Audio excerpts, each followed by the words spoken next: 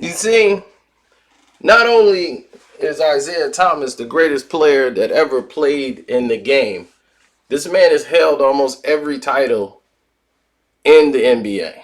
He was the owner, general manager, head coach. He's held every position that you could actually name.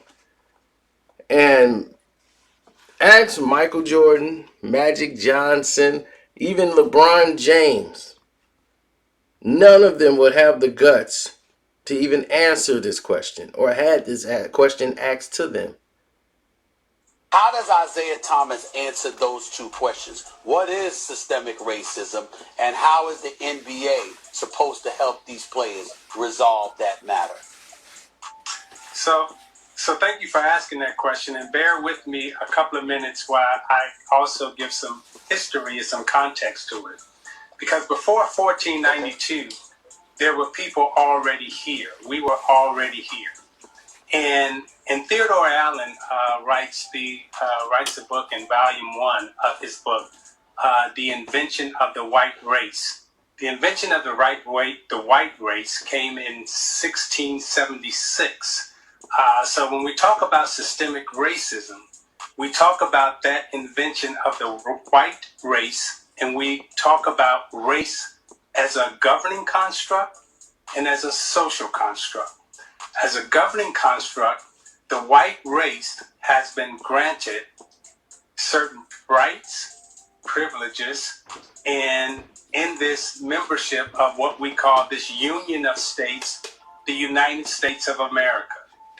And the black race, the classified black race, status, black status, white status, the black race has been oppressed in this systemic system. So when we talk about ending systemic racism, we're talking about ending the classifications of these racial categories that grant benefits to different statuses of white and black. So we're talking about attacking the whole system, not just race and racism, because race and racism are two different conversations. But when you add systemic to that, now you're talking about the United States government, who has participated along in this system of oppressing the black race, the black status in this country. And they've done it through education, they've done it through employment, they've done it through redlining in our community in terms of housing. So when you look at poverty in our country right now, the classified black race status is 60% is living at the poverty line or below. I was one that grew up below the poverty line, so I speak from my experiences and also my observation of what is taking place in this country. And I want you guys to hear that, because that's what makes Isiah Thomas one of not only the greatest NBA basketball player that ever lived, he's one of the greatest person. And you make yourself think again, why did they stand down on him so much? They always made it okay to hate on Isiah. And the man found a way to win. And he's not ignorant. He tells you the truth.